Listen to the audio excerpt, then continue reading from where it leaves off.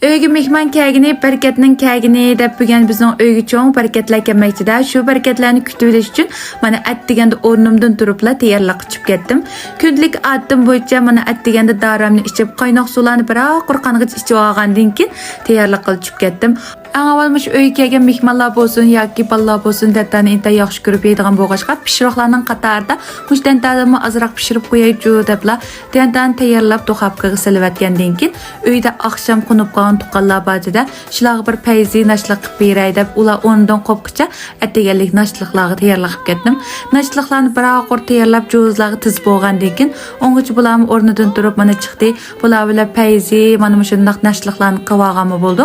Mana nashliqlarni qilganda qizlar bilan ancha-muncha viyliqlarni tatib qo'ymasak bo'lmaydi-da. Bular bilan biroq chiroyli rasmlarni, shipinglarni ishlayotgandan keyin sirtqa mangda meni yo'q narsalar qilib batdi. Oldingina olma deb apulamagan bo'lgan at degandalar mana to'ppi bag'ilmandim. Mana bu yerda bir yo'lda hamma narsa tepildi-da, mayli pishiriqlar bo'lsin, mayli dasqanliqqa tizilgan bolalarning yemakligi bo'lsin, hamma narsani topqul bo'ldi. Har haftada bir qatim kelishini shunday yoqtiraman-da. Oldin hafta kelmagandim, mana bugun bolalarning yeydig'ini bo'lsin, mehmonlik tizilgan narsalar bo'lsin, bugun epla mana bir muncha so'tliqlarni birlik qiplamandim. Bu yerdan yenibla yana bir yagmandim, yana sayko'k tatlarni oladigan bir do'kon bor-da.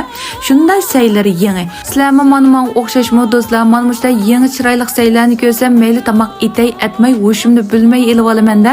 Bugun shu xillarni bog'da o'sgandek shunday chiroyli ekan. Mana saylarni tanlab yoqtog'ining bo'yicha elib olgandan keyin bir sehrga peti uygim kelib oldim.